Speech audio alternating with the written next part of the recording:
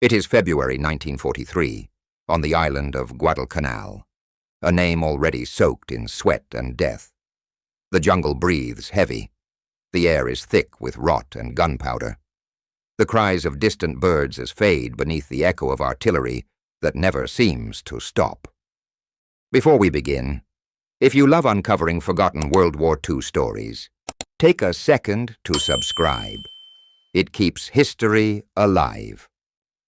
Amid the shattered palms and cratered ground, a group of Japanese officers stand on a ridge overlooking the captured American positions. Below them lie the remnants of the battlefield. Rifles half buried in mud, helmets scattered like broken shells, and a handful of wounded American prisoners gathered in the clearing. The officers watch them carefully. These Americans, covered in grime, bleeding, outnumbered, are not silent. They laugh quietly among themselves. One man, arm bandaged crudely, offers a cigarette to another. Their faces, weary and pale, are marked by something strange, something the Japanese cannot place. They are smiling. To the Japanese, raised under the code of Bushido, this is madness. In war, the defeated should hang their heads, ashamed of failure, ready for death. But these prisoners, they grin as if unbroken. One even raises his hand in a small wave to his captors, as if acknowledging a rival, not an enemy. For the Japanese officers, it is unsettling. In that single moment, they begin to wonder, what kind of men smile in defeat? The clash between Japan and the United States was not only a war of armies, it was a collision of worlds.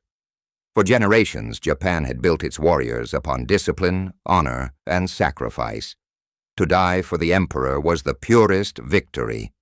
To surrender was unthinkable, shame worse than death. Every soldier was taught from childhood that the enemy who gives up is a coward unworthy of respect. The Americans, however, came from a different creed, one forged not in imperial obedience but in individual will. Their strength came not from hierarchy but from confidence, from belief in a system that promised freedom even in the face of chaos. To the Japanese, this confidence looked like arrogance. Yet on the battlefield it revealed something deeper: resilience. When the first captured Americans arrived in camps across Rabaul, Burma, and the Philippines, their behavior puzzled their captors. They laughed among themselves, sang songs, and shared food. They carved playing cards from scraps, made dice from buttons, even traded jokes with guards when punishment was not severe. The guards called them the smiling soldiers. For Japanese officers like Captain Harada on Guadalcanal, this defiance through joy was incomprehensible. They had seen men die with pride and others beg with terror, but never this. Japanese soldiers, trained in spiritual obedience, believed fear should be buried deep. Yet the Americans wore their humanity openly, laughing at hunger, joking under bombardment, smiling through blood. It was not fearlessness born of ignorance. It was faith. Faith that somewhere beyond this island, their cause still lived. Many dakotanism captured diaries tell the same story. One Japanese account recovered after the war described how an American pilot, shot down and taken prisoner, smiled even as he was interrogated. He said little, but his eyes were calm. He did not tremble.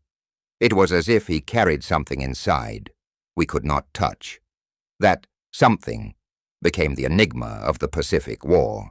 The smile, that simple human gesture, became a symbol of contradiction. To the Japanese mind, it seemed reckless, even mocking. But to Americans, it was strength, the ability to remain human when the world turned inhuman. On the front lines, soldiers smiled in photos, grinned beside foxholes, and shared candy rations before battle. Those smiles were not arrogance, they were shields. The same grin that once disarmed a friend at home now stared down death with quiet defiance. To the enemy it was terrifying, because it meant these men could not be broken in spirit. Transition to Part 2. As the war deepened, this strange resilience began to spread across the Pacific, from the beaches of Tarawa to the jungles of New Guinea. Japanese officers continued to record their disbelief, trying to understand how a nation that laughed in war could still fight with such fury. And in that struggle of understanding, the war between East and West became more than a clash of armies. It became a contest of the human soul. By late 1944, the Pacific had become a graveyard of empires. From Saipan to Leyte Gulf, the rising sun was dimming, and Japan's commanders knew it. Yet what unsettled them most was not American firepower. It was the strange spirit that seemed to live inside their enemy. On the beaches, in the jungles, and even in captivity, American soldiers kept smiling. Photographs taken by Japanese troops after battles showed the same expression over and over. Dust-covered Marines flashing weary grins beside wrecked tanks, pilots posing beside bullet holes, medics laughing under shell fire as they treated the wounded. To the Japanese officers, these faces looked impossible. The enemy should fear death, yet these men looked almost alive in it. Their smiles were not bravado. They were calm, steady, human. In Tokyo, analysts studying captured American films and letters tried to explain it. They called it the smile of madness, a symptom of a society without discipline. But those who faced it firsthand knew better. Reports from Iwo Jima describe Japanese soldiers unnerved by how American troops advanced. Even under machine gun fire, Marines crawled forward, shouting encouragement, passing rations, and, unbelievably, smiling for photographs before another assault. General Tadamichi Kuribayashi, one of Japan's most disciplined commanders, wrote privately, "The American soldier fights like a businessman. He fights to finish his work and then go home. He does not seek death, but he does not fear it. This is a most dangerous spirit." He was right. That spirit came from something the Japanese could not manufacture: belief in life after survival.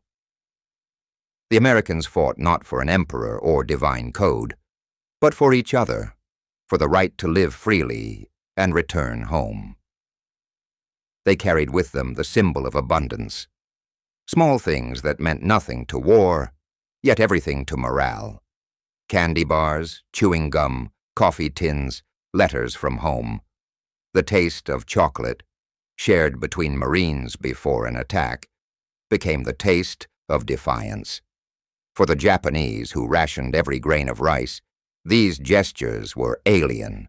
To them, war was purity and sacrifice, and to Americans it was endurance and humor. By the final year of the war, even Japanese interrogators began noting this phenomenon. One report found at Okinawa read, "Even when beaten, the American prisoner maintains a strange calmness. Some laugh, some sing. They appear certain they will return home. This makes them difficult to control." It was no longer just about weapons. It was about will. The smile had become a weapon in itself, a quiet rebellion against fear. The Japanese began to realize what they were truly fighting. Not just men, but an idea.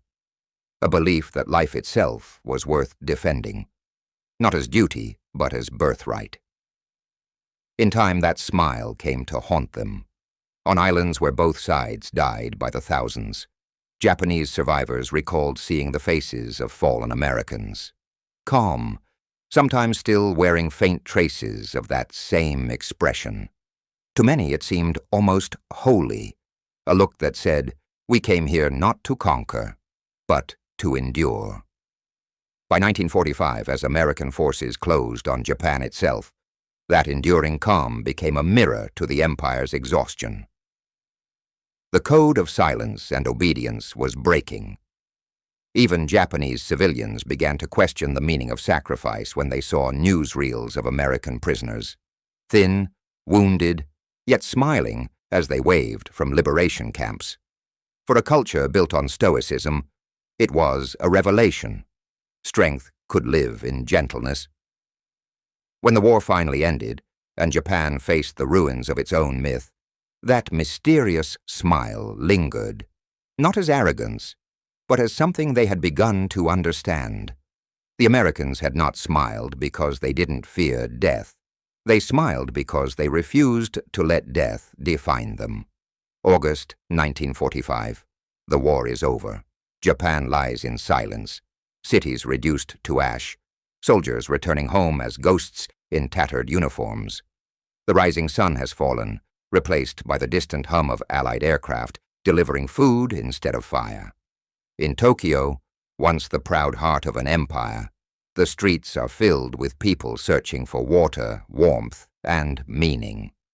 Among them are former officers who fought on distant islands, men who once believed they understood courage.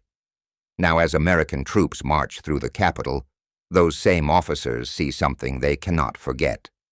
The Americans are still smiling, not the smile of victory or mockery, but of life continuing. Young GIs share candy with children. Nurses laugh with locals as they hand out supplies. Soldiers build makeshift schools beside rubble.